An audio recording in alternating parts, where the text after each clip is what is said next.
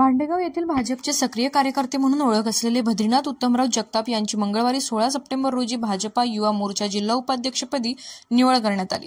ही निवड आमदार तानाजीराव मुटकुळे व भाजपा हिंगोली जिल्हाध्यक्ष गजानन घुगे यांच्या आदेशाने भाजपा युवा मोर्चा जिल्हाध्यक्ष शिवाजीराव मुटकुळे यांच्या हस्ते नियुक्तीपत्र देऊन निवड करण्यात आली।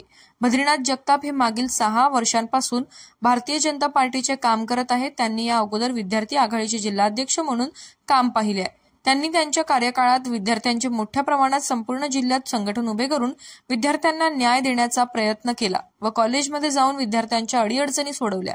याचीच पोचपावती म्हणून त्यांना भाजपच्या युवा मोर्चा जिल्हा उपाध्यक्षपदी निवड करून पक्षाने मोठी जिम्मेदारी सोपवली आहे। त्यांच्या या निवडीमुळे युवा मोर्चाचे संघटन मोठ्या प्रमाणात वाढणार असल्याचे बोलले जात आहे। यावेळी भाजप युवा मोर्चाचे प्रदेश सचिव अरुणजी पाठक, भाजपचे पूर्व हिंगोली जिल्हाध्यक्ष फुलाजीराव शिंदे, महिला मोर्चाचे जिल्हाध्यक्ष उज्ज्वलाताई तांबळे यांची उपस्थिती होती। प्रतिनिधी गोपाल सातपुते, हिंगोली।